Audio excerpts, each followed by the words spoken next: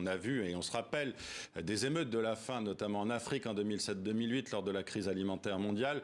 L'émeute, c'est cette manifestation collective, de colère spontanée, d'un sentiment d'injustice.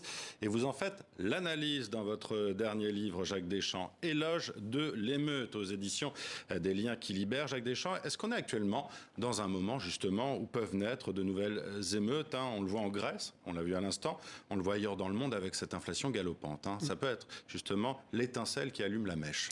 Oui, je crois qu'effectivement, il y a une actualité plus que jamais de l'émeute.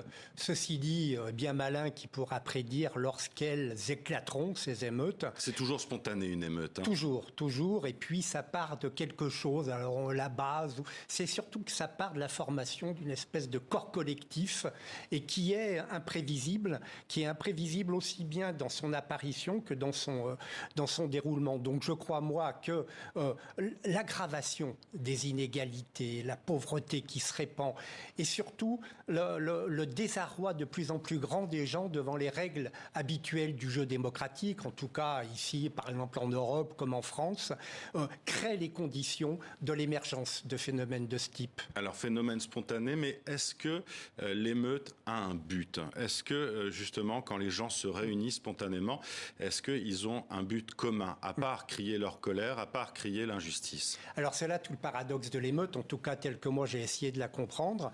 Je ne pense pas qu'on puisse parler de but.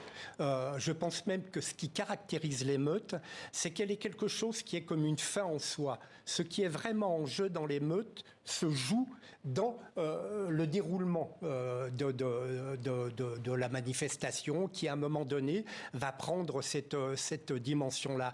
Donc, je ne pense pas qu'il y ait de but. Il peut y avoir des buts au départ, mais qui sont très vite dépassés dans quelque chose d'autre et qui renvoient, et c'est mon idée, à des choses dans l'être humain qui sont très profondes.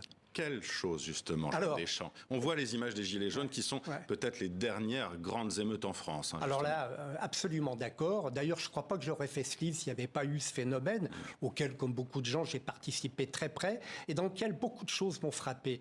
Et donc, je crois que ce qui se joue véritablement dans l'émeute, c'est quelque chose qui tient à un moment où les gens se rassemblent pour essayer de faire face, non pas à la répression ou à je ne sais pas qui va venir après en général, mais à quelque chose qui a à voir avec le fait qu'ils sont ramenés dans une situation sociale donnée, à quelque chose qui est presque de l'ordre de la survie. C'est bien pour ça que dans l'histoire, toutes les émeutes qui en sont documentées, attestées, analysées, ont toujours été des émeutes de la faim, comme on le voit aujourd'hui, vous le disiez vous-même. On parle en Afrique en 2007-2008. Dans beaucoup de pays. On pense bien sûr aux fameuses émeutes aussi qui ont précédé la révolution de 1789 aussi. Bien sûr, les émeutes menées par les femmes, beaucoup dans la dernière année, et qui visaient effectivement les spéculateurs sur la farine.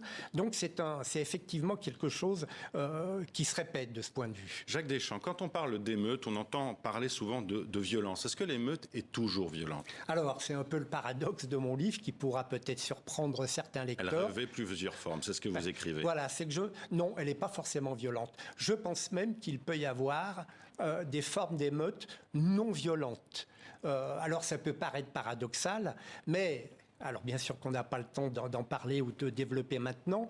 Encore faut-il s'entendre sur ce que signifie, dans le cas particulier de ce phénomène social, l'idée de violence. En tout cas, moi je défends l'idée que l'émeute n'est pas du tout, un facteur d'accélération des événements. Ça y ressemble, pourtant d'un coup les gens se mettent à tout casser. Non, vous dites le contraire, justement. Je dis le contraire. C'est pour ralentir. C'est un phénomène de ralentissement. Un phénomène auquel les gens s'opposent en fait. Complètement. Ouais. Bloqués en quelque sorte, c'est ce que disent beaucoup maintenant de plus en plus d'activistes écologistes, bloquer la machine, la ralentir parce que le mouvement presque d'inertie de la machine dans laquelle on est, on le sait, on ne va pas le discuter maintenant, nous mène à la catastrophe. Ça, c'est très clair. Alors, on entend aussi beaucoup de critiques du personnel politique, on l'a entendu, notamment pendant les Gilets jaunes, des observateurs aussi, contre les émeutes et leur violence.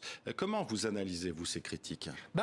Une des raisons qui ont fait que j'ai écrit ce livre, c'est une espèce d'exaspération qui m'est venue à voir comment. Dans les chaînes d'information continues, alors plus ou moins selon les chaînes, mais systématiquement, il faut commencer, si on veut avoir simplement le droit de parler, par condamnez a priori la violence. Mais enfin, dites-nous que vous condamnez la violence. Hein, c'est l'interpellation classique. C'est un prérequis, effectivement, voilà, qu'on entend souvent dans le questionnement. Complètement. Et donc, ce qu'il y a de paradoxal, c'est que on interdit de parler de la violence, enfin de penser la violence, alors qu'on va ne faire qu'en parler. On suit dans la suite des journaux.